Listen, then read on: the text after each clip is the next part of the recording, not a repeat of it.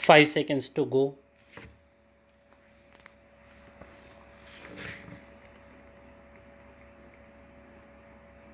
Start.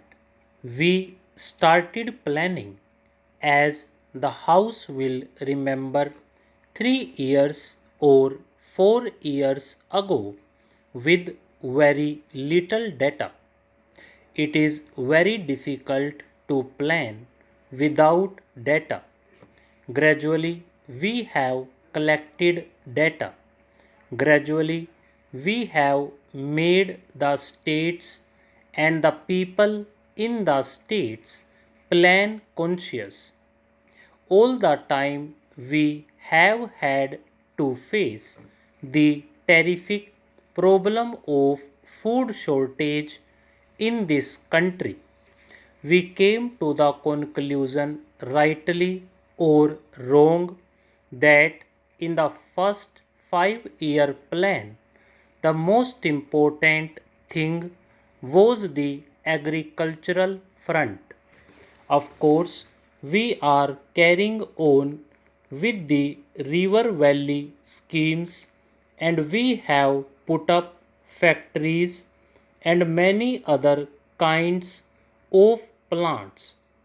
But essentially, we realized that food shortage was the big problem and we concentrated on that.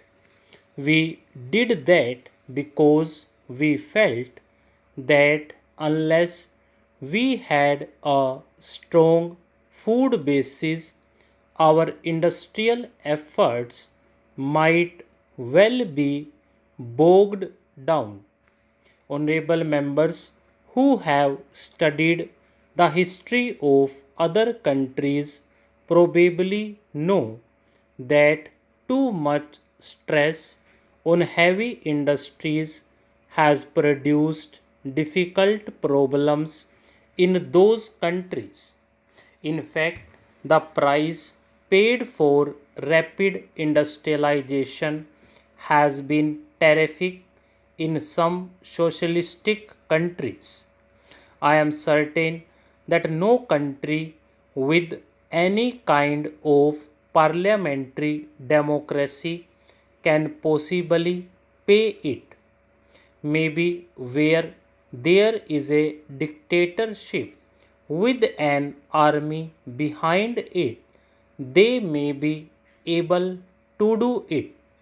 But even a dictator cannot go too far without the consent of the people.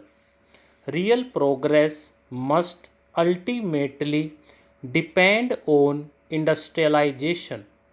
That industrialization ultimately depends on heavy industries.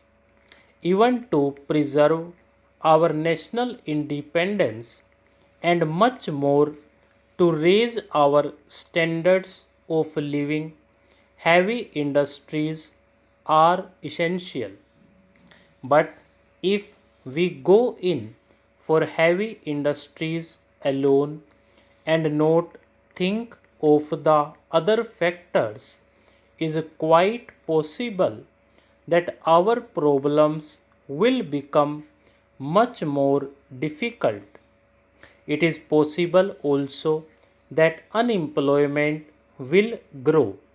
We have to face the problems which China has to face. Of course, we hear many kinds of reports about China. There are good accounts and true accounts. There is terrific unemployment in China. Their own leader says so. They are trying to face it, perhaps in a different way. The same problem comes up before us. We want higher techniques. We cannot progress without higher techniques. But the moment we think of higher techniques, we cause unemployment. We do not want unemployment, we want more employment. We want that no one be unemployed here. People talk about the public sector and the private sector. Does the House realize that the biggest and the overwhelming part of the private sector is the private sector of the peasants in India? That is the real private sector in our country, nor the few factories we have. There is much discussion about the public sector and the private sector. I said the other day, and have said it more than once, that I attach great importance to the public sector. The pattern of society that we look forward to is a socialist pattern of society which is classes and casteless. So far as the Congress is concerned, for a long time past, it has laid down its objective as a casteless, classless society, which obviously can be attained only in a socialistic pattern. But I would beg of you not to imagine that because socialism conceives of nationalized industry, therefore you must have all industry nationalized. I think that as the socialist pattern grows, there is bound to be more and more nationalized industry, but what is important is note that there should be an attempt to nationalize everything, but that we should aim at the ultimate result, which is higher production and employment.